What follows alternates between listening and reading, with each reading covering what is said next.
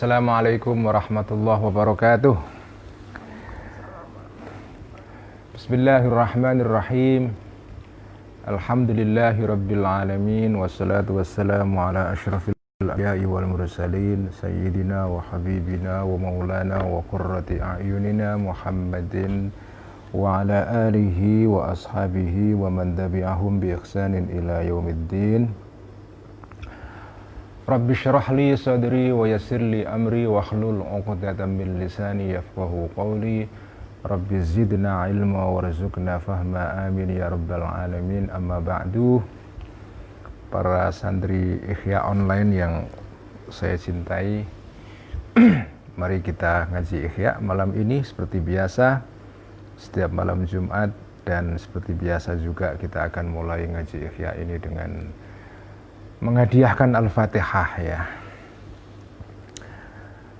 Pertama, Al-Fatihah tentu kita hadiahkan kepada junjungan kita Nabi besar Muhammad sallallahu alaihi wasallam beserta keluarganya, pengikutnya, sahabatnya, para tabi'in, tabi'ut tabi'in, para aulia, para syuhada, para ulama, muallifin, terutama kepada muallif kitab Ihya Hujjatul Islam Abi Hamid Al-Ghazali qaddasallahu sirrah wa nawwara dhariha wa adalam barakati wa nafa'ana bi'ulumi, dan juga kepada para ulama pendiri Nahdlatul Ulama dan pendiri Jam'iyah Islam yang lain, kepada para pendiri negara kita, dan juga kepada para kiai-kiai kita, guru-guru kita, saudara-saudara kita, dan teman-teman kita yang sudah mendahului kita semua. Dan hadiah Al-Fatihah juga ingin saya kirimkan kepada kakak iparnya Mas Hamzah Sahal yang baru saja meninggal, Kiai Masruddin. Semoga Allah mengampuni segala kesalahan-kesalahannya dan membalas segala kebaikan-kebaikannya, dan Allah menempatkannya di tempat yang penuh dengan kedamaian dan kebahagiaan.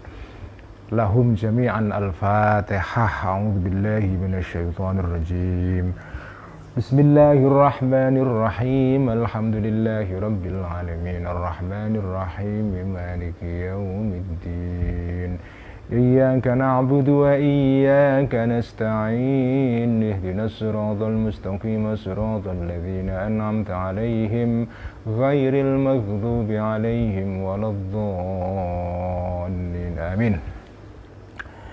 Bismillahirrahmanirrahim. Qala al-muallif rahimahullahu ta'ala wa nafa'ana bihi wa bi'ulumihi fid dharain. Amin. Rabbi yassir wa a'in.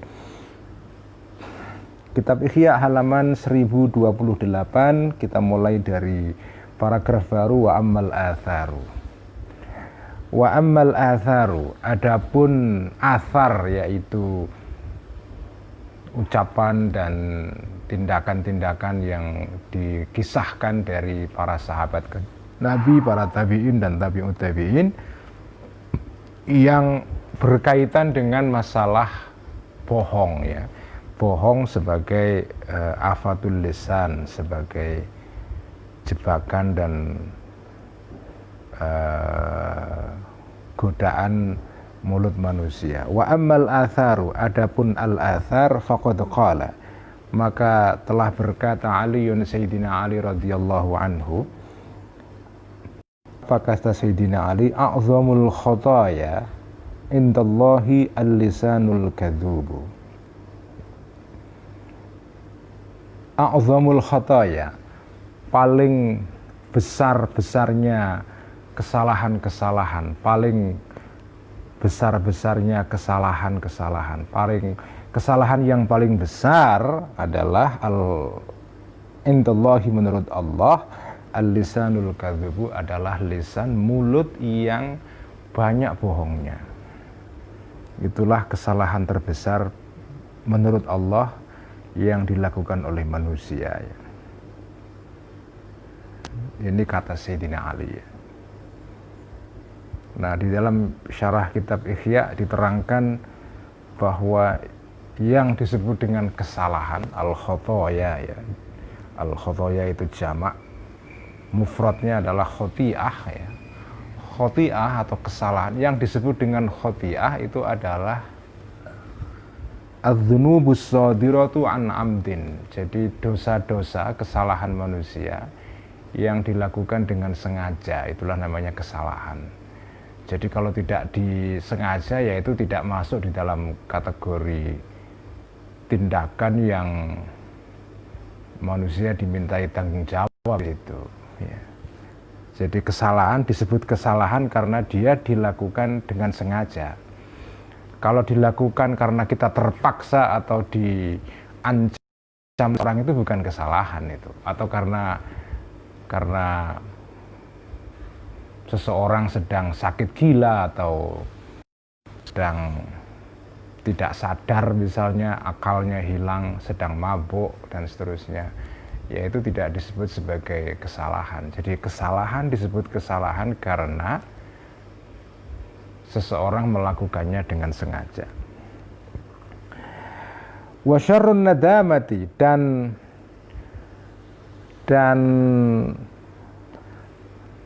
penyesalan yang paling buruk, ya.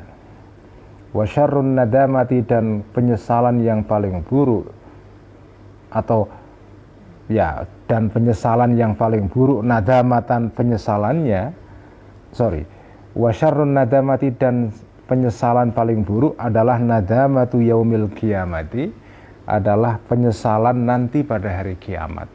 Bukan penyesalan di dunia, tapi penyesalan pada saat nanti setelah kebangkitan, ya, setelah kehidupan kelak, setelah kehidupan yang sekarang ini. Wa syarrun nadamati, dan penyesalan paling buruk, nadamatu yaumil qiyamati, adalah penyesalan pada hari kiamat, atau nadamatun, penyesalan, yaumal qiyamati, pada hari kiamatnya.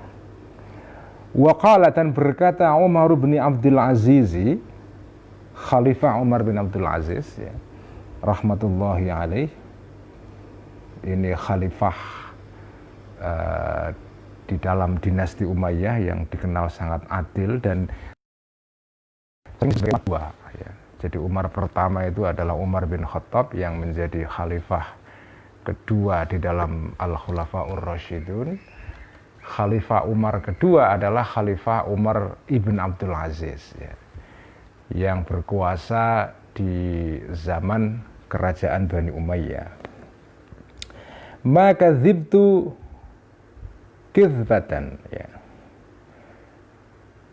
Maka zibtu, tidak pernah berbohong aku, ya.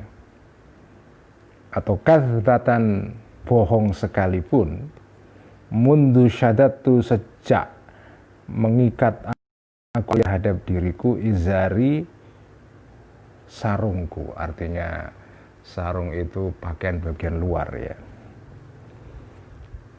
Artinya sejak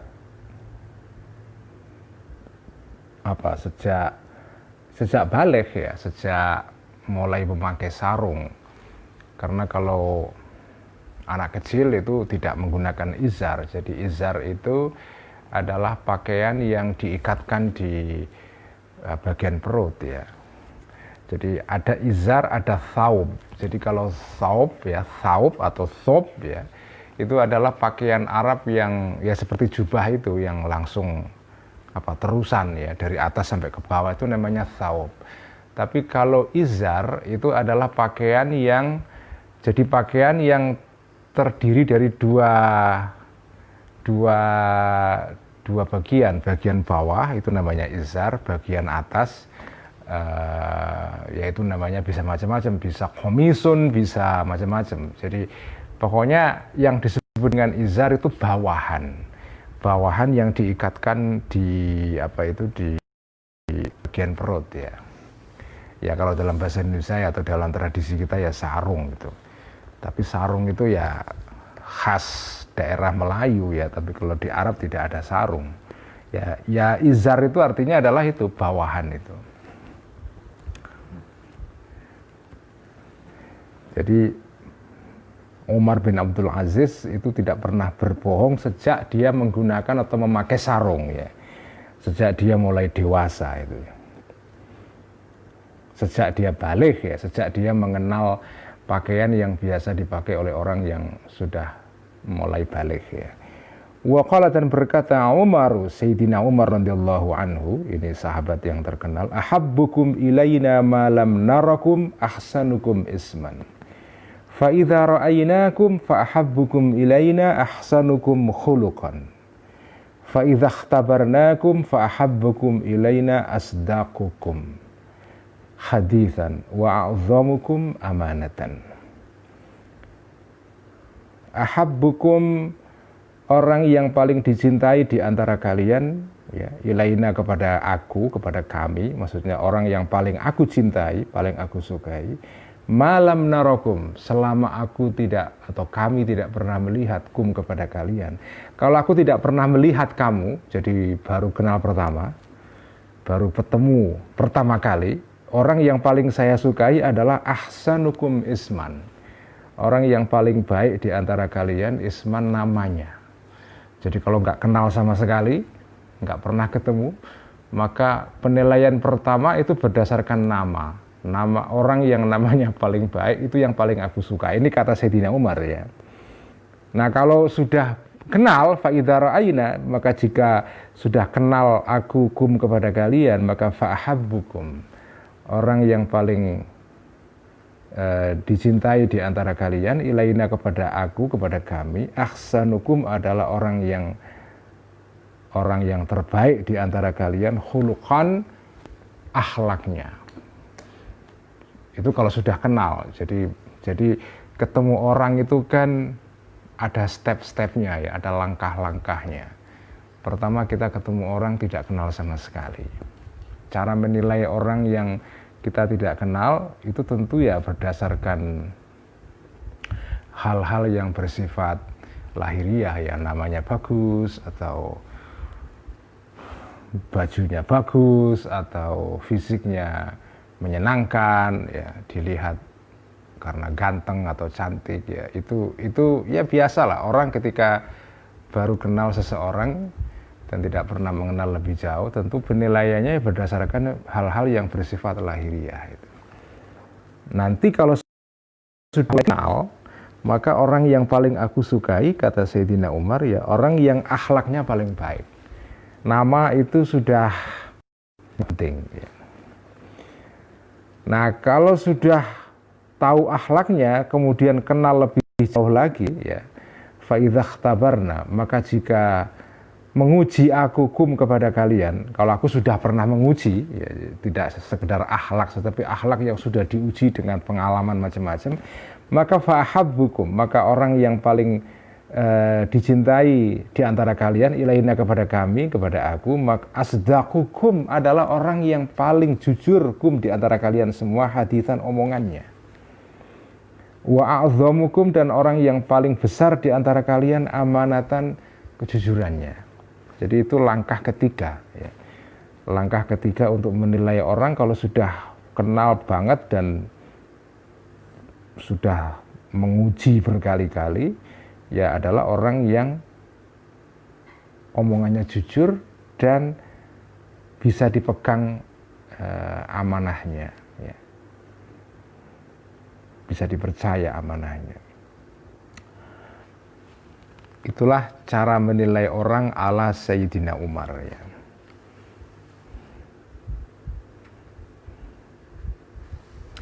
Wa an Maimun ibni Abi Syabibin, dan dari Maimun ibni Syabib ya.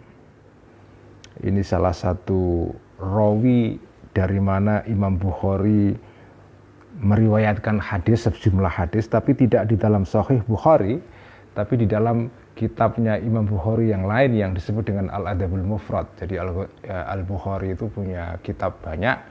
Yang paling terkenal tentu adalah Sahih Bukhari, kumpulan hadis-hadis yang sahih ya. Tapi beliau juga punya kitab lain yang juga terkenal, meskipun tidak seterkenal Sahihul Bukhari, yaitu Al-Adabul Mufrad. Nah, di dalam kitab Al-Adabul Mufrad itu kadang-kadang ada rawi-rawi yang, jadi kitab Al-Adabul Mufrad itu tingkat validitasnya itu juga kumpulan hadis juga ya, kumpulan hadis juga mengenai adab ya. Nah, rawi-rawi yang ada di dalam kitab Al-Adabul Mufrad itu kadang-kadang kualitasnya itu di bawah kualitas rawi-rawi yang ada di dalam kitab Sahihul Bukhari. Karena itu dari segi kesahihan kitab Al-Adabul Mufrad itu di bawah Sahihul Bukhari.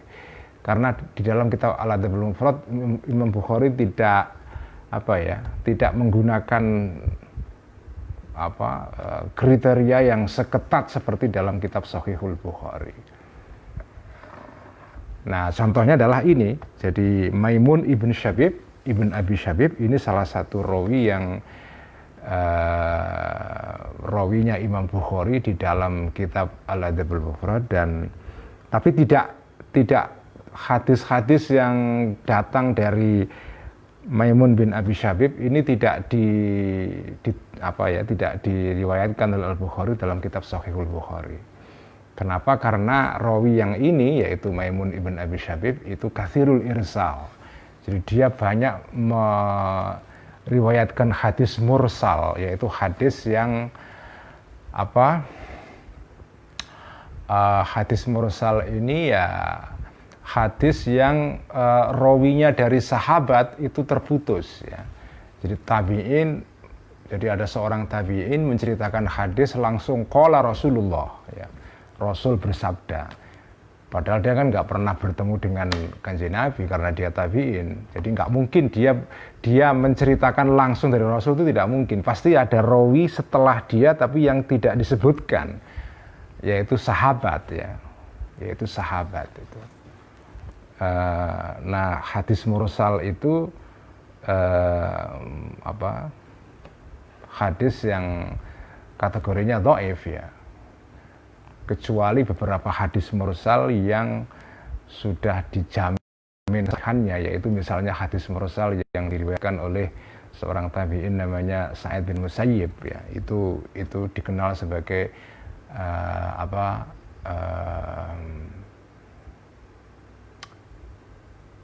seorang tabi'in yang jika meriwayatkan hadis mursal maka tidak mungkin hadisnya itu lemah karena sudah diketahui dijamin keterpercayaannya ya.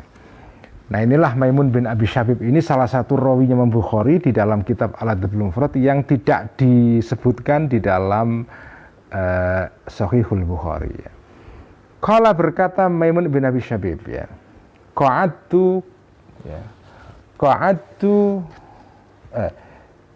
Jalastu aktubu kitaban fa ataitu ala harfin in ana katabtuhu zayyantul kitaba wa kuntu qad kadhibtu fa azamtu ala tarkihi fanudidu min janibil baiti yuthabbitullahu alladziina amanu bil qawli tsabiti fil hayatid dunya wa fil akhirah ya.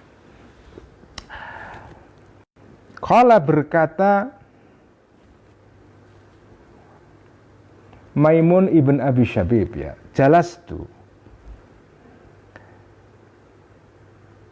Kalau di dalam edisi yang lain, di dalam edisi syarah kitab Ihya bukan jalastu tapi qa'adtu. Namanya sama ya. Duduk aku, jalastu duduk aku, aktubu dalam keadaan aku menulis kitaban, sebuah kitab ya atau tulisan. Fa'ataitu. Kalau dalam riwayat lain famarortu. Fa'ataitu maka mendatangi atau sampai aku ala harfin pada satu huruf ya. In ana, jika aku katabtu menulis aku hu kepada huruf ini, maka zayyantu akan membuat indah aku alkitabah kepada kitab yang aku sedang tulis ini. Wa kuntu, dan ada aku qad kadzibtu, telah bohong aku. Jadi ini Maimun bin Abi Syabib ini kira-kira bercerita mengenai proses periwayatan hadis, karena ini salah satu rawi yang banyak meriwayatkan hadis ya. Jadi satu ketika aku duduk sedang menuliskan riwayat-riwayatku, artinya marwiyah ya. Jadi hadis-hadis yang aku pelajari dari berbagai sumber, dari berbagai guru ya. Aku sedang kumpulkan itu. Kemudian aku sampai kepada satu riwayat ya. Yang riwayat ini kalau aku tuliskan, itu akan membuat buku ini jadi indah. Karena entah isinya bagus, entah pokoknya ini riwayat hadis yang isinya bagus ya. Tapi ini hadis maudhu. Kalau aku tuliskan ini Nabi ya. Jadi ini godaan bagi seorang penulis ini. ini bagus sekali sebagai pelajaran bagi para penulis ini. Jadi Maimun bin Abi Syabib menuliskan aja sedang merapikan lah ya kira-kira hadis-hadis yang dia riwayatkan, dia kumpulkan, dia tuliskan. Lalu ada satu hadis yang dia tahu ini bohong, tapi isinya bagus. Kalau dia tuliskan dalam buku yang dia sedang siapkan itu, maka pembaca akan suka. Karena isinya menarik. Tapi bohong itu, hadis palsu itu. Fa'azamtu. Maka berniat aku ala tarkihi untuk meninggalkan harf tadi itu, karena aku tahu ini bohong, ya aku tinggalkan saja. Kemudian fanudi itu, jadi ini beliau sedang menulis kitab di samping Ka'bah. Ya ini biasa, banyak para ulama dulu, zaman dulu itu yang menuliskan kitabnya di samping Ka'bah. Ya. Salah satunya ya Syekhul Akbar Muhyiddin Ibnu Arabi ketika menuliskan kitab Al-Futuhatul Makkiyah itu kan di samping Ka'bah itu ya. Nah ini salah satunya ini Maimun bin Abi Syabib, dia nulis di zaman dulu sih ya Ka'bah itu nggak seramai sekarang ya. Jadi nulis kitab di samping Ka'bah itu masih bisa. Kalau sekarang mah ya nggak bisa karena orang umroh ya. Kalau zaman pandemi ini sih kosong. Tapi kan nggak boleh kamu masuk di Masjidil Haram kalau di luar waktu sholat ya karena pandemi. Tapi kalau hari-hari biasa saat ini ya nggak mungkin kamu duduk di samping Ka'bah mengarang buku itu, nyaris nggak, mustahil, nggak bisa itu. Zaman dulu masih bisa karena masih kosong keadaannya ya. Nah tiba-tiba fanudi itu, maka dipanggil aku min janibil baitrah Ka'bah ya. Yuthabbitullahu alladhina amanu bil qawli tsabiti fil hayatid dunya wa fil akhirah. Nah, ini ayat tiba-tiba ada seorang hatif, suara yang tanpa wujud orangnya ya, memanggil-manggil seolah-olah suara ini mengkonfirmasi atau mendukung keputusan Maimun bin Abi Syabib untuk tidak menuliskan hadis yang atau ya tadi itu huruf yang bohong tadi itu, maksudnya riwayat yang palsu itu ya. Kamu sudah mengambil keputusan yang tepat ya. Yuthabbitullahu alladzina amanu, yuthabbitu menetapkan Allah alladzina amanu kepada orang-orang yang beriman bil qauli tsabiti dengan ucapan yang kokoh ya. Orang yang beriman itu dikuatkan oleh Allah dengan ucapan yang kokoh, ucapan yang solid, yang berkualitas, yang ya kalau dalam tafsirnya sebagian mengatakan bil qauli tsabiti ini ya dengan ucapan la ilaha illallah, dengan syahadah ya. Fil hayatid dunia, di dalam kehidupan dunia, wa fil akhirati, dan di dalam kehidupan akhirat nanti. Artinya apa? Tidak bohong. Wa qala, dan berkata Asy-Sya'bi, Imam Sya'bi ya. Nama lengkapnya adalah Amir bin Syurahil Asy-Sya'bi ya. Ini juga salah satu rawi hadis yang terkenal juga ya. Ma'adri, kata Asy-Sya'bi ya, ini seorang tabi'in, ma'adri ayyuhuma ab'adu ghauran finnari, al-kadzdzabu awil bakhil. Ma'adri, tidak mengerti aku, tidak tahu aku, ayyuhuma, manakah di antara dua orang berikut ini ab'adu yang akan lebih dalam ghauran masuknya finnari, di dalam neraka nanti. Al-kadzdzabu, apakah orang yang tukang bohong, awil bakhilu, atau orang yang medit, yang gigir ya. Ya antara medit atau pelit dengan bohong itu kira-kira kualitasnya hampir sama ya. Karena orang pelit itu kadang-kadang juga untuk menutupi pelitnya bohong juga ya. Dia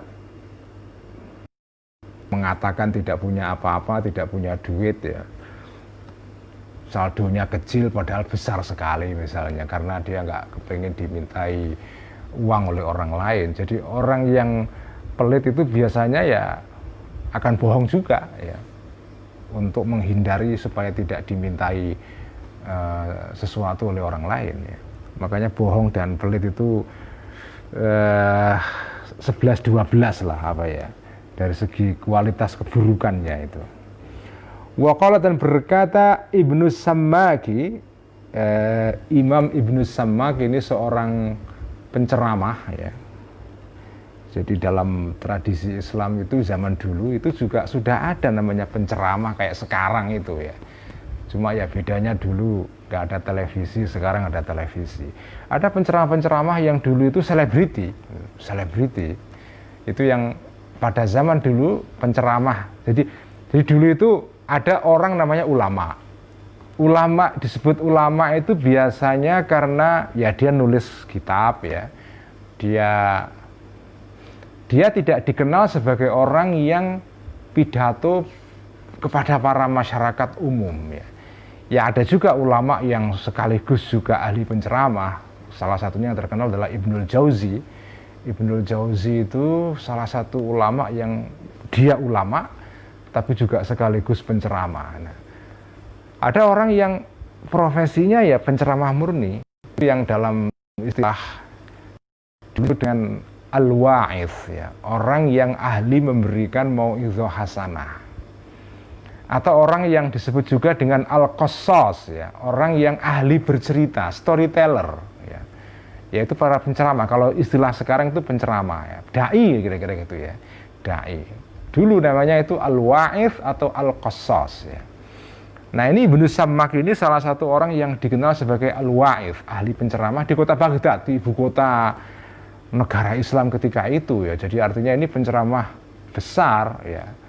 Ya kalau sekarang mungkin ya seperti kalau dulu masih ada dai sejuta umat ya, siapa namanya, Zainuddin MZ ya, kira-kira seperti itu ya. Jadi ini penceramah besar karena di Baghdad ya. Ibnu Sammak, Muhammad Ibnu Sammak ya. Nah, kata Ibnu Sammak ya, ma'arani u'jaru ala tarkil kidhbi ya. Ma'arani tidak melihat aku ni kepada diriku ya. U'jaru diganjar aku, dibalas aku, diberikan pahala aku ala tarkil kidhbi karena meninggalkan kebohongan ya. Jadi aku ini rasanya tidak mendapatkan pahala apa-apa karena tidak berbohong. Kenapa? Li'anni, karena sesungguhnya aku innama ada'u, sesungguhnya meninggalkan aku kepada bohong tadi itu al-kidhbu anafatan ya. Anafatan karena gengsi. Apa anafatan itu? Ya karena karena menjaga kehormatan diri, karena anafatan itu karena tidak mau kelihatan buruk di mata orang lain, karena gengsi, karena jaim, kira-kira gitulah ya. Ya ini penceramah kan, jadi ini ya sebetulnya ini bukan bahwa Ibnu Sammak itu sering bohong, bukan, cuma dia kayak tawadhu ini ya. Aku ini sebetulnya kalau mau jujur ya tidak mendapatkan pahala apa-apa karena aku nggak pernah bohong.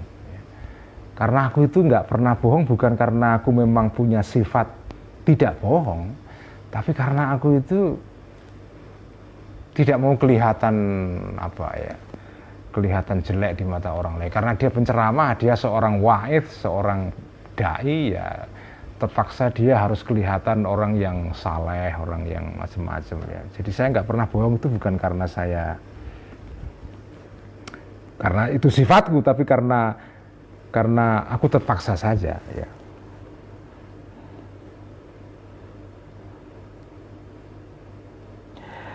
Wakilah, dan dikatakan li Khalid ibni Sabihin, kepada Khalid ibni Sabih ya. Maksudnya ditanyakan ya, ayusammar rajulu, apakah disebut ar-rajulu seorang laki-laki atau perempuan juga ya, kadziban sebagai orang yang bohong, bi kizbatin dengan kebohongan wahidatin yang satu, atau bikazbatin dengan kebohongan wahidatin yang satu. Kalau kamu bohong sekali itu masuk dalam kategori sebagai orang tukang bohong enggak? Qala berkata Khalid ibn Sabin, na'am, iya. Jadi bohong sekalipun itu sudah membuat seseorang dianggap sebagai tukang bohong. Karena bohong itu tidak ada kecil atau besar. Ya, artinya bohong sekali itu sudah serius sekali dosanya ya. Wa qala, dan berkata Malik bin Dinarin, Malik ibn Dinar ya. Ini tokoh yang sangat terkenal sekali ya, seorang tabi'in ya. Qara'tu, membaca aku, fi ba'di al-kutubi, di dalam sebagian kitab-kitab, artinya ini kitab-kitab zaman dahulu ya. Jadi kalau disebut dengan Al-Kutub ini kemungkinan besar adalah kitab-kitab sebelum datangnya Islam. Bisa Injil, bisa Taurat, bisa kitab-kitab yang lain ya. Jadi Malik bin Dinar ini orang yang banyak menelaah kitab-kitab sebelum Islam ya. Kitab-kitab dari para nabi-nabi dahulu. Ya karena beliau hidupnya, Malik bin Dinar ini di Basrah.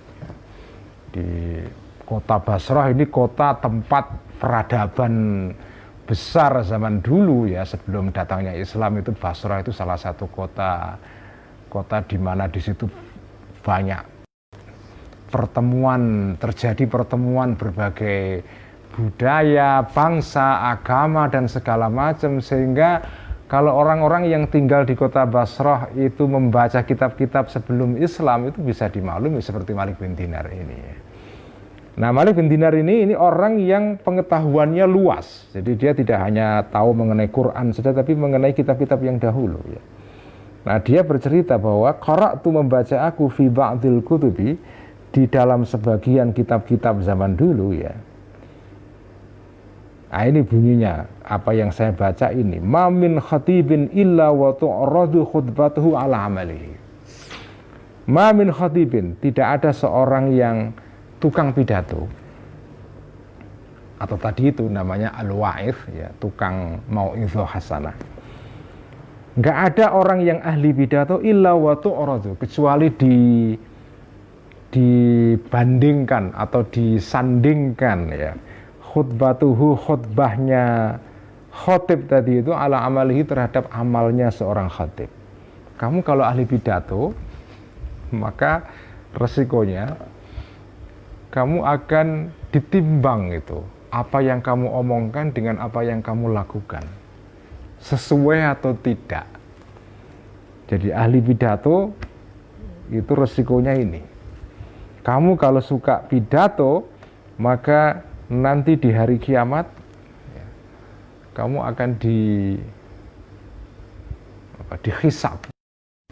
Cara menghisabnya Allah yaitu membandingkan antara omongan kamu dengan tindakan kamu. Sebetulnya ini tidak saja pada hari kiamat, di dunia pun juga sama. Seorang yang pidato pasti resikonya dia akan dinilai berdasarkan apa yang dia omongkan dan apa yang dia lakukan. Kira-kira match atau tidak?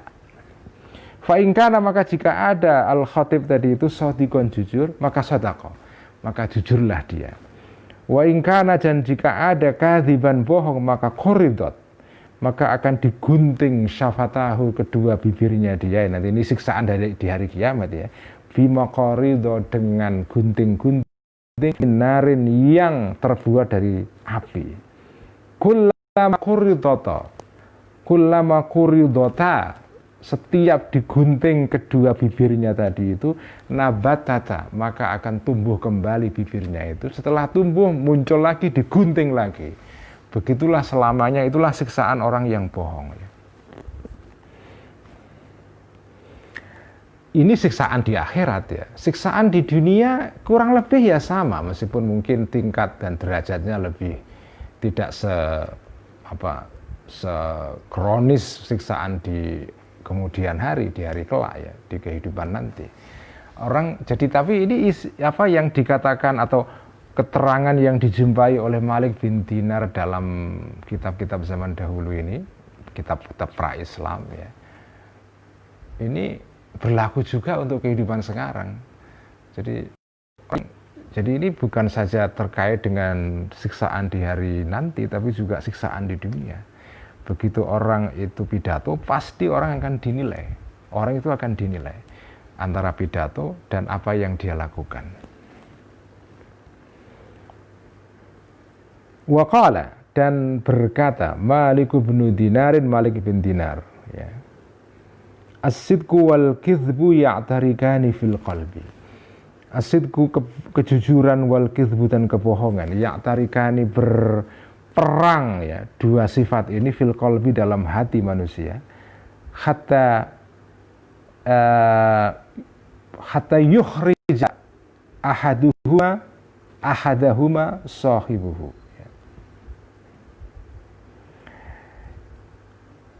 As-sidqu kejujuran, wal kizbu dan kebohongan, ya'tarikani berperang keduanya ini fil qalbi di dalam hati seorang manusia, hatta yukhrija sehingga mengeluarkan ya, ahaduhuma salah satu dari sidqun dan kizbu tadi itu, sahibahu kepada orang yang mempunyai ahaduhuma. Artinya apa? Orang itu dalam dirinya itu seperti terjadi perang ya. Bohong dan jujur dan bohong itu berperang dalam diri manusia. Setiap kita mau berkata sesuatu, terutama dalam hal-hal yang apa ya, kadang-kadang dalam hidup kan kita mengalami peperangan batin, apakah mau jujur atau mau bohong ya. Berperang itu. Mana di antara keduanya yang menang ya, itulah yang nanti akan menjadi apa yang akan tampak keluar menjadi sifat orang itu. Kalau yang menang kejujuran ya tentu saja nanti yang akan keluar adalah sifat kejujuran pada orang itu. Jadi yang jelas pada diri orang itu ada peperangan antara dua sifat ini. Wa kallama, dan pernah berbicara Umar bin Abdul Aziz, Umar bin Abdul Aziz ya. Ini mungkin sebelum beliau menjadi khalifah ya. Karena Umar bin Abdul Aziz itu menjadi khalifah setelah tokoh yang akan kita bicarakan nanti ini, yaitu Al-Walid bin Abdul Malik ya. Al-Walid bin Abdul Malik itu adalah khalifah Bani Umayyah yang ke-6 kalau tidak salah ya. Umar bin Abdul Aziz itu adalah khalifah yang ke-8. Jadi iya betul ke-8 ya. Wa kallama, dan pernah matur atau apa ya, melapor ya. Umar bin Abdul Aziz Al-Walid bin Abdul Maliki, Al-Walid bin Abdul Maliki kepada Khalifah Walid bin Abdul Malik. Ini khalifah di dalam dinasti Bani Umayyah yang ke-6 ya. Fi syai'in, di dalam sesuatu. Artinya dia lapor sesuatu ya. Yang ini tidak mengenakkan kepada Khalifah Al-Walid bin Abdul Malik ya. Jadi dia melaporkan sesuatu mungkin tentang perilaku Khalifah Al-Walid yang dianggap itu tidak menyenangkan ya. Lalu dia laporkan sesuatu ini kepada dia.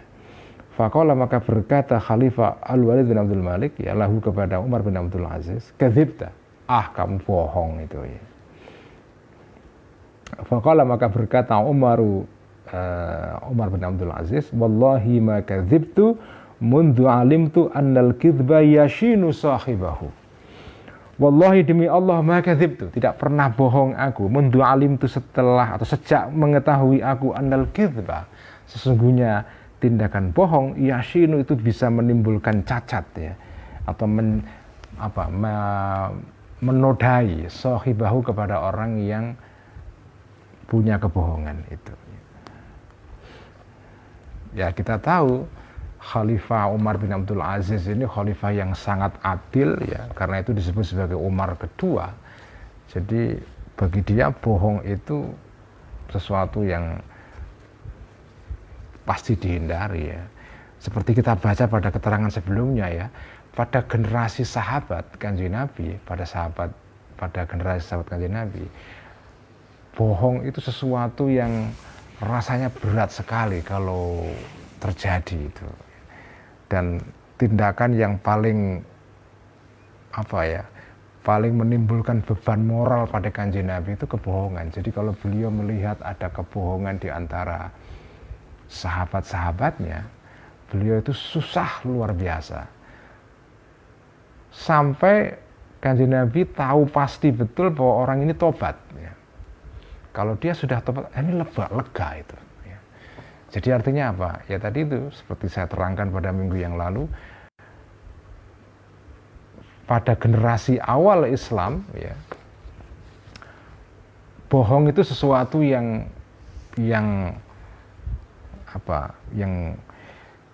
menimbulkan aib sosial yang besar sekali ya.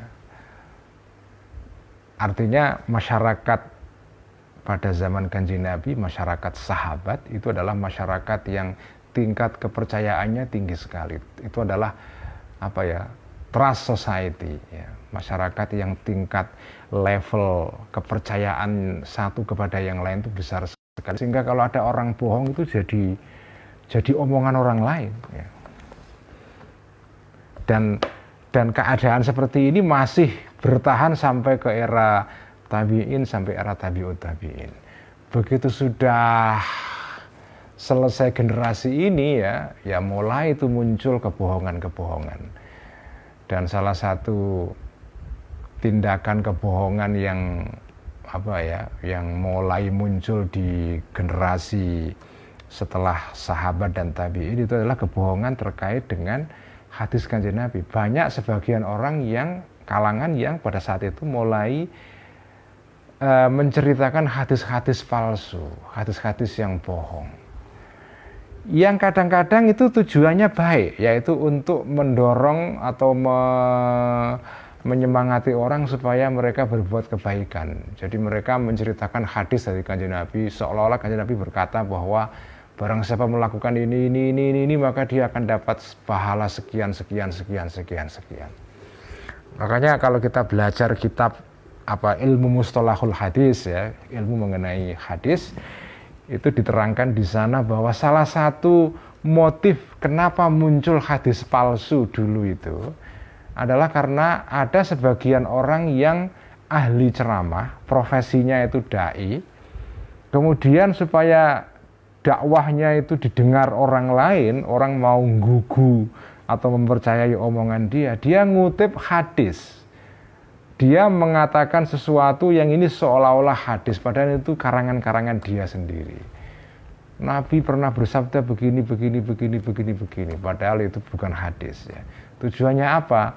Ya tujuannya kalau dia mengatakan ini kata Kanjeng Nabi, orang semua mendengarkan, ya. Orang percaya. Padahal sebetulnya itu bukan hadis. Itulah salah satu dorongan kenapa dulu itu muncul banyak hadis palsu. Jadi sumber hadis palsu salah satunya, kalau kita baca ilmu mustalahul hadis itu adalah al-wa'ath wal qassas ya. Al-qassasun, orang-orang yang ahli ceramah, ahli bercerita, ahli mau'idhah hasanah, supaya mau'idhah hasanahnya itu membuat orang terharu dan didengarkan orang lain, dia membikin hadis ya. Itulah taktik dakwah. Taktik dakwah dengan cara ngarang-ngarang.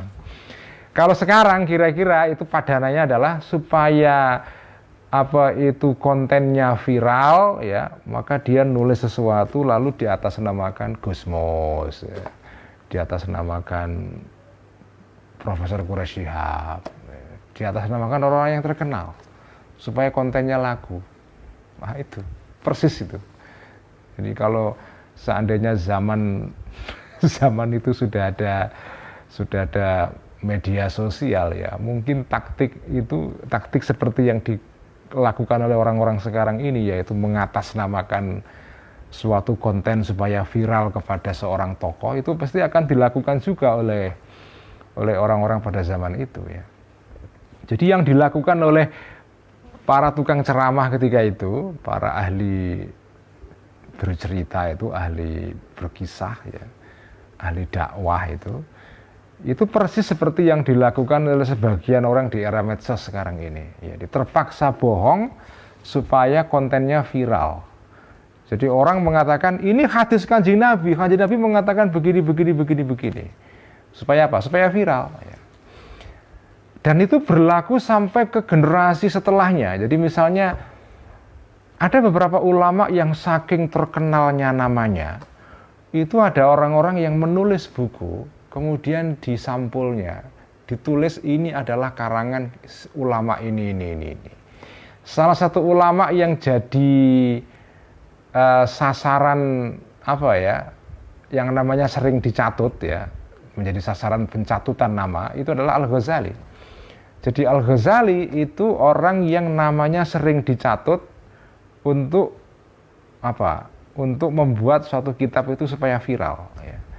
Jadi kalau kita baca salah satu karya terpenting mengenai Al-Ghazali itu buku yang ditulis oleh Dr. Abdurrahman Badawi dari Mesir ya, sudah meninggal, yang menulis kitab Mu'allafatul Ghazali, tebal sekali itu, kira-kira 500 halaman ya. Jadi Dr. Abdurrahman Badawi itu nulis buku yang di situ menerangkan, menjelaskan dia membahas seluruh karya Al-Ghazali dan dibagi-bagi, diklasifikasi. Mana kitab-kitab yang jelas itu karangan Al-Ghazali, mana kitab-kitab itu yang diragukan itu karangan Al-Ghazali. Ya, kayaknya tidak 100% itu karangan Al-Ghazali, tapi itu ada kemungkinan itu palsu ya. Kitab yang sudah dipastikan itu karangan Al-Ghazali ya salah satunya kitab Ihya ya. Kitab Ihya, kitab Kimya'us Sa'adah, Minhajul Abidin, Bidayatul Hidayah, Tahafutul Falasifah, itu semua kitab-kitab yang sudah pasti karangan Al-Ghazali. Ada kitab-kitab yang bisa dipastikan itu bukan karangan Al-Ghazali ya, yang itu adalah dalam istilah bahasa Arab disebut dengan al-manhul ya, al-manhul alal Ghazali. Jadi itu di atas namakan Imam Ghazali padahal bukan karangan Al-Ghazali. Salah satunya adalah kitab yang jelas-jelas itu palsu, bukan karangan Al-Ghazali, itu adalah Al-Awfaq ya. Kitab Al-Awfaq, kitab mengenai wifik ya. Nah, itu kitab ini itu ditulis di sampulnya ini karangan Al-Ghazali ya. Nah, kalau kita baca bukunya Dr. Abdurrahman Badawi ini, Mu'allafatul Ghazali, itu kitab ini termasuk kategori kitab yang itu bukan karangan Al-Ghazali, dipastikan bukan ya. Kitab yang masykukun fihi, yang diragukan apakah ada kemungkinan itu karangan Al-Ghazali, ada kemungkinan tidak ya. Itu salah satunya adalah kitab Ma'arijul Quds ya. Ma'arijul Quds itu salah satu kitab yang tasawuf tapi berbau filsafat ya. Ma'arijul Quds itu adalah kitab yang diragukan apakah itu karangan Al-Ghazali atau tidak ya. Jadi begitu. Jadi kebohongan itu kadang-kadang ditempuh orang supaya menimbulkan efek viral kepada karangannya. Jadi memang bohong ini makanya dikatakan kemarin ya, bohong itu adalah sesuatu yang enak, ya, sesuatu yang lezat, kata Luqman Al-Hakim kepada anaknya kan. Iya kawal kizba, hati-hati wahai anakku kepada bohong, karena bohong itu ladzidun ya, enak, ya, lezat sekali. Seperti burung dara yang empuk dan lembut ya, dimakan enak banget. Nah, itulah kebohongan itu. Wah, kalau di dalam dunia akademis ya kebohongan itu banyak sekali ya. Itu yang disebut dengan plagiarisme ya. Apalagi di era medsos sekarang ini, waduh. Sekarang ini aduh. Saya menyaksikan sendiri itu dari dekat itu ya. Banyak sekali mahasiswa yang nulis paper akhir semester. Karena Ya mungkin karena nggak punya ide atau karena apa, jadi dia copy paste saja. Dan sekarang ini kan betapa mudahnya kalian itu mengcopy paste tulisan orang lain, lalu dimasukkan ke tulisan kita, digabungkan, dikombinasikan dengan tulisan orang lain, dicampur aduk, kemudian seolah-olah itu karangan kita sendiri. Itu bohong juga itu ya. Itu bohong juga itu. Tambah sedikit ya. Bayanuma rukhisa fihi minal kidbi ya. Bayanuma ini masuk kepada pembahasan baru ya. Ini pembahasan yang menarik sekali. Ini pembahasan yang orisinal dari Al-Ghazali ya. Bayanuma ini adalah keterangan mengenai sesuatu, mengenai jenis kebohongan. Rukhisa yang diberikan diskon, diberikan rukhsah ya. Diberikan keringanan di dalam minal kidbi berupa kebohongan. Jadi ini keterangan tentang kebohongan-kebohongan yang didiskon, artinya dibolehkan orang bohong. Dalam situasi apa orang itu boleh bohong? Jadi kalau membaca keterangan ini, bohong itu memang dasarnya itu dosa, jelek ya. Itu bahkan termasuk a'zamul khotoya indallah ya. Kesalahan, dosa paling besar menurut Allah itu bohong. Tetapi tidak semua kebohongan itu dosa. Oh, ini ada kebohongan itu yang dalam bahasa Inggris disebut dengan white lies ya, atau kebohongan putih, kebohongan yang baik ya. Good lies ya, kebohongan yang putih, kebohongan yang baik. I'lam, ketahuilah annal kidba, sesungguhnya bohong, laisa itu tidak ada haraman haram li'ainihi karena zatnya, karena dirinya bohong itu, karena substansi sendiri. Ini menarik sekali kata Al-Ghazali ini ya. Bohong itu tidak haram karena dirinya, bukan karena bohong itu per se ya. Bukan. Ini pasti berbeda dengan etikanya filosof Jerman yang terkenal itu Immanuel Kant ya, etika deontologi ya, beda ini ya. Jadi kalau melihat keterangan ini, filsafat Al-Ghazali mengenai bohong itu cenderung utilitarian ya. Jadi bohong itu dianggap dosa karena sesuatu yang diakibatkan oleh kebohongan itu, bukan karena kebohongannya itu sendiri ya. Ya mungkin tidak utilitarianisme ya, tapi bohong itu menjadi jelek, menjadi sesuatu yang cacat, yang menimbulkan dosa pada orang karena sesuatu yang diakibatkan oleh kebohongan itu, bukan oleh kebohongan itu sendiri. Bal 5, sebaliknya karena sesuatu fihi yang ada pada kebohongan itu minat darari, berupa bahaya, berupa kecelakaan ya, atau bahaya alal mukhatabi, kepada orang yang diajak bicara, au ala ghairi, atau atas orang yang lain selain mukhatab ya. Itulah kenapa bohong itu haram. Jadi bukan karena dirinya. Ini menarik sekali ini teori kebohongan menurut Al-Ghazali ini. Bohong itu tidak dosa karena kebohongan itu sendiri, tetapi karena sesuatu yang diakibatkan oleh kebohongan itu. Yaitu apa? Berupa sesuatu yang mencelakai orang yang menjadi objek kebohongan, artinya yang menjadi lawan bicara kamu, yang kamu bohongi, atau orang lain ya. Kenapa demikian? Fa inna aqalla darajati, karena sesungguhnya paling sedikit derajatnya bohong itu adalah an ya'taqida, adalah bohong yang paling kecil, yang paling rendah itu adalah an ya'taqida, menekatkan, meyakini, al-mukhbiru, orang yang berbicara, orang yang memberikan kabar ya, bisyai'i, ini kurang bak ya, bisyai'i, tentang sesuatu ya. Oh, al-mukhbiru asyai'a, benar ya, asyai'a, bukan kurang bak ya. Ini maf'ulnya ayata kita. Ayata kita menekatkan atau meyakini al-mukhbiru, orang yang berbicara ya, menekatkan atau meyakini asyai'a, sesuatu ala khilafima, tidak sesuai sesuatu huwa yang asyai' tadi itu alaihi ada atas ma, artinya kamu tidak yakin bahwa apa yang kamu omongkan itu sesuai dengan kenyataannya. Itu maksudnya an ya'taqidal mukhbiru asyai'a ala khilafi ma huwa alaihi. Fayakunu, maka ada ya.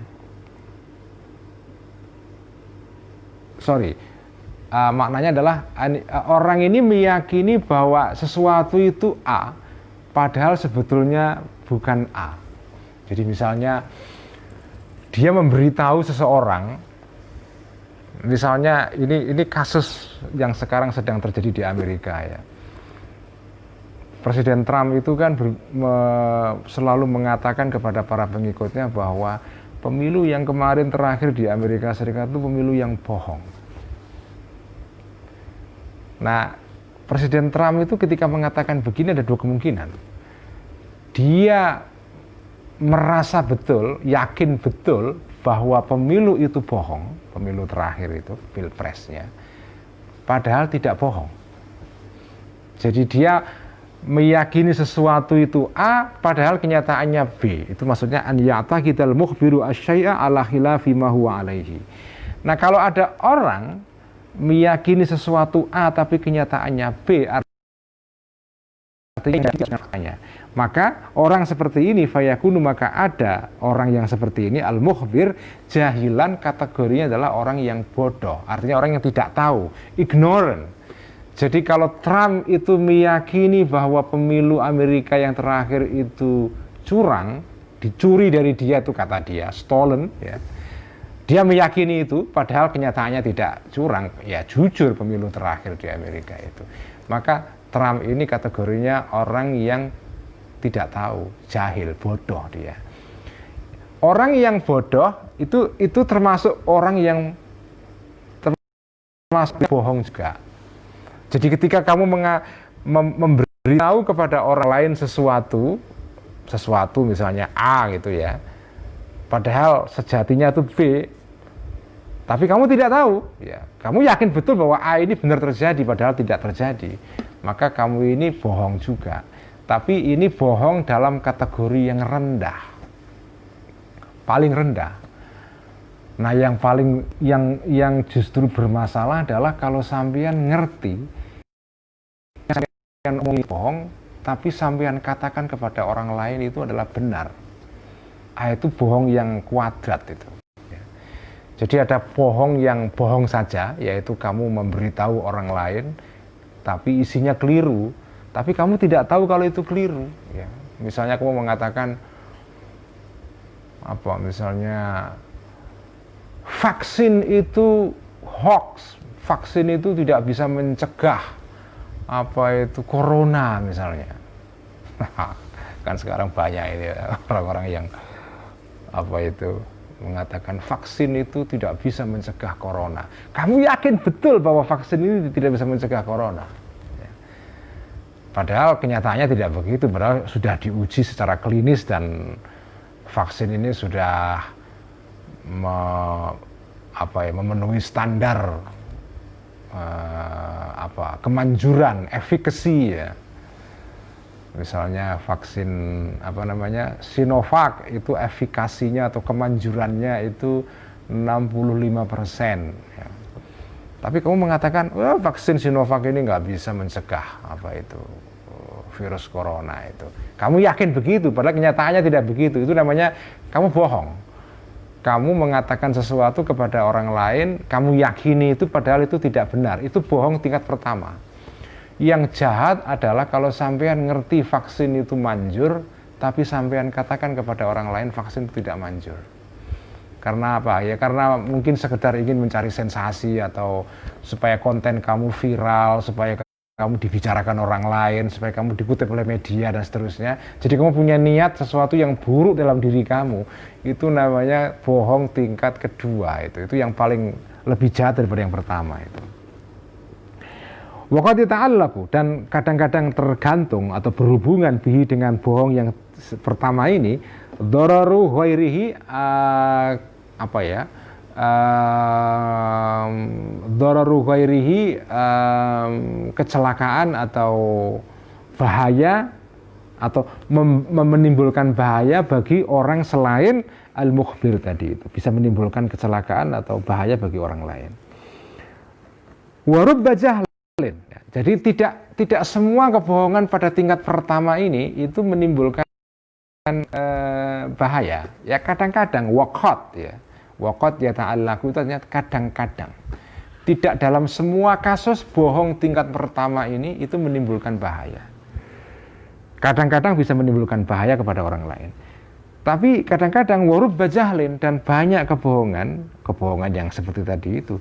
Fihi, yang di dalam kebohongan seperti itu manfaatun, ada manfaatnya, wa maslahatun, dan kemaslahatan. Ya.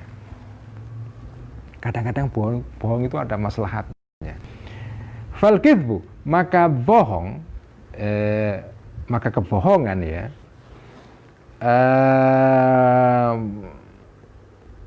Muhassilun ya. Fal kidbu, maka kebohongan tadi itu muhassalun, itu merupakan hasil akhir atau akibat ya. Muhassalun bukan muhassil ya. Muhassalun itu dihasilkan, maksudnya merupakan hasil akhir lidzalikal jahli, dari ketidaktahuan tadi itu. Karena kamu tidak tahu maka terpaksa bohong ya. Jadi kamu bohongnya itu tidak sengaja. Karena kamu punya keyakinan, oh ini sesuatu ini ya, vaksin ini menurut saya itu tidak bisa mencegah virus misalnya. Ya, tapi kamu mengatakan begitu bukan karena kamu punya pengetahuan, tapi karena kamu bodoh saja, tidak punya informasi yang cukup sehingga kamu meyakini bahwa vaksin itu tidak bisa mencegah virus itu. Padahal kenyataannya tidak begitu. Jadi ketidaktahuan kamu menyebabkan kamu punya keyakinan yang tidak sesuai dengan kenyataan, yaitu bahwa vaksin itu tidak bisa menyembuhkan, tidak bisa mencegah penyakit virus itu ya. Nah, kalau bohong yang seperti ini berbahaya, karena vaksin itu kalau kamu punya keyakinan bahwa vaksin itu tidak bisa mencegah virus, itu bahaya sekali itu, karena akibatnya bisa, apalagi kalau kamu ini seorang anggota DPR ya, mengatakan vaksin itu tidak manjur dan tidak ada gunanya, wah itu akibatnya bisa jutaan orang mempercayai kata-kata kamu ya, itu bahaya sekali. Tapi kadang-kadang ada kebohongan itu yang ya tidak menimbulkan apa-apa ya. Karena kamu tidak punya informasi yang cukup sehingga kamu punya keyakinan A, tapi keyakinan A ini tidak mengakibatkan sesuatu yang serius ya. Tapi kadang-kadang juga ada manfaatnya. Nah, itu ya. Nah, ini nanti yang kita bahas di sini ya. Fayakunu, maka ada bohong yang seperti tadi ini ma'dzunan, bohong yang di situ menimbulkan maslahat dan manfaat. Ma'dzunan itu diizinkan fihi, di bohong yang seperti itu.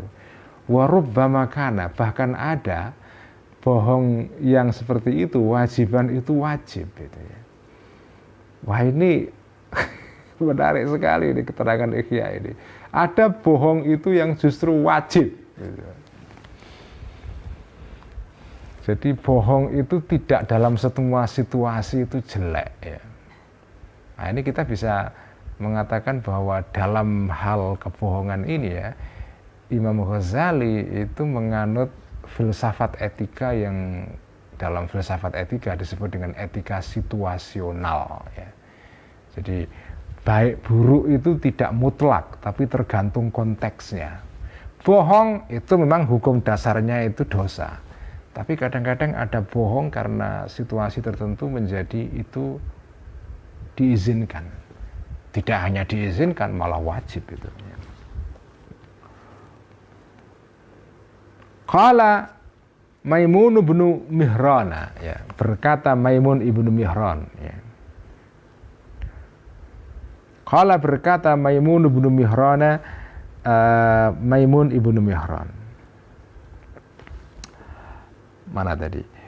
Al-kidhbu fi ba'dil mawatini khairun minas sidqi. Al-kidhbu kebohongan. Fi ba'dil mawatini di dalam sebagian tempat, maksudnya dalam sebagian keadaan ya.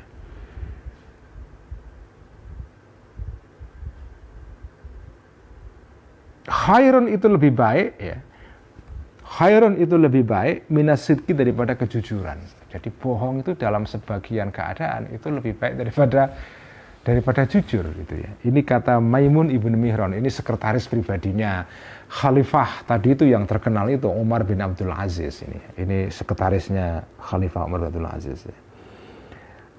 Kenapa? Ara'aita, tidakkah engkau tahu lau anna rajulan, seandainya seorang laki-laki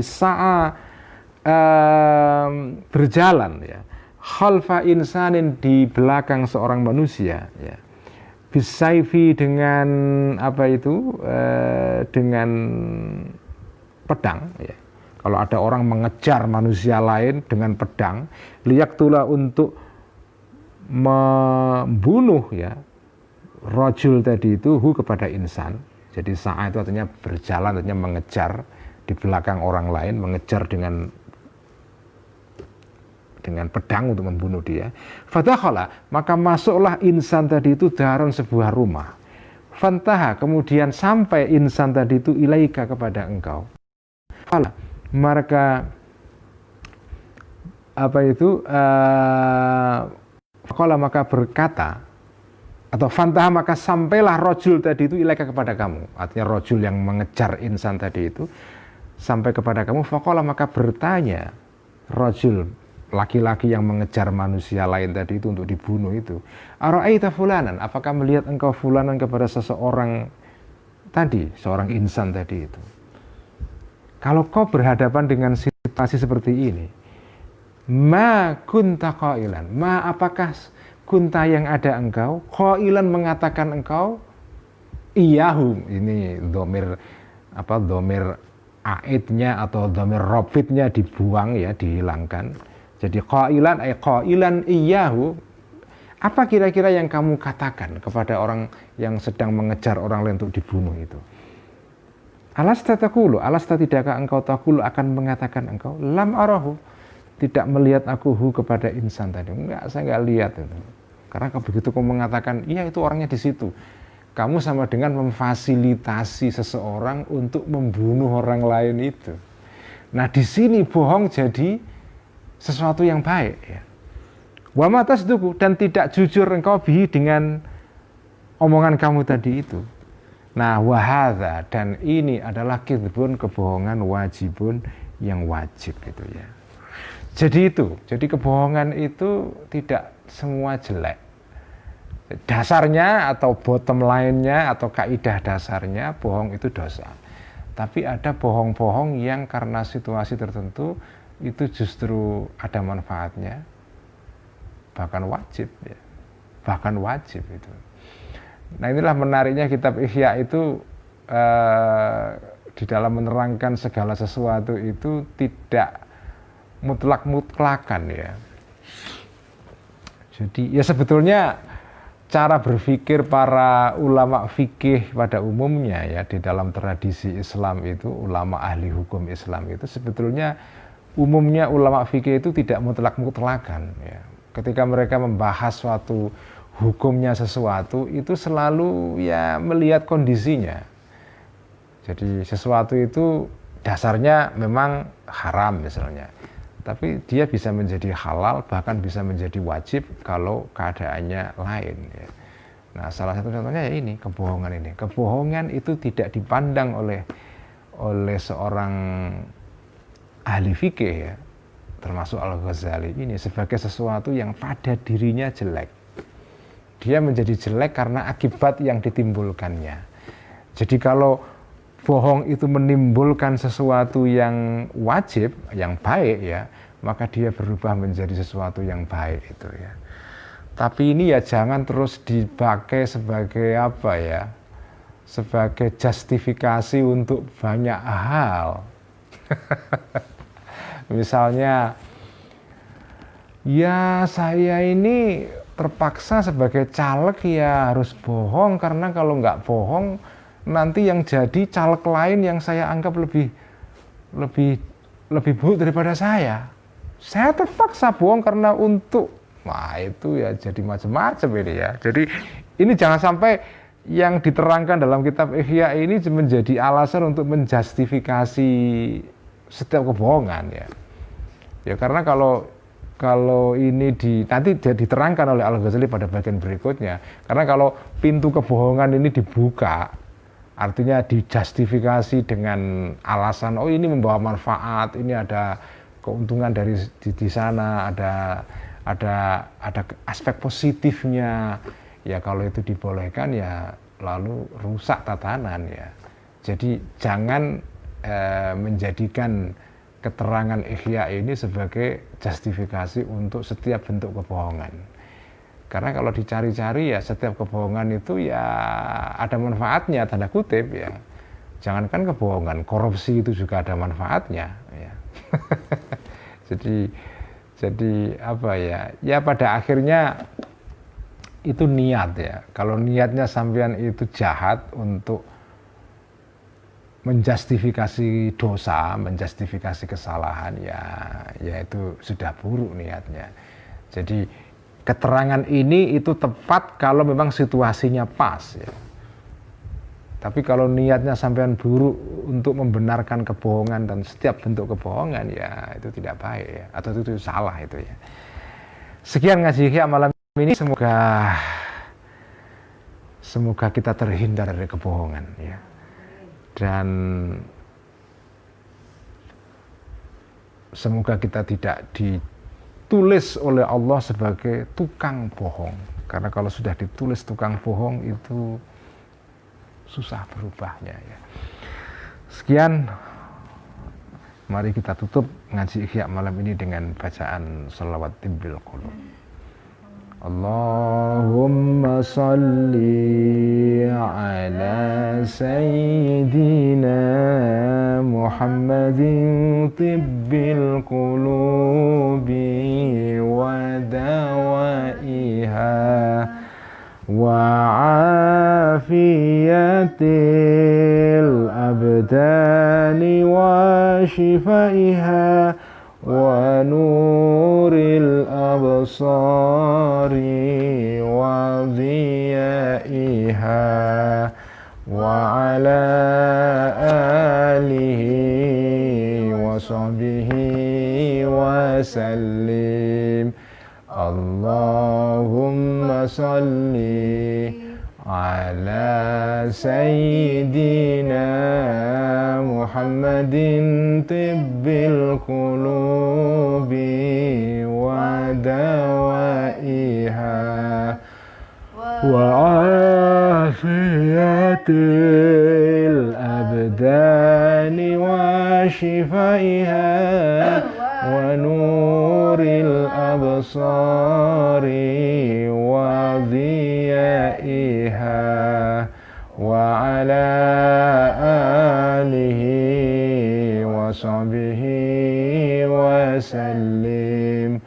Allahumma salli ala sayyidina Muhammadin tibbil qulubi wa dawaiha wa afiyatil abdani wa shifaiha wa nuril absari wa dhiyaiha wa ala alihi wa sahbihi wa sallim.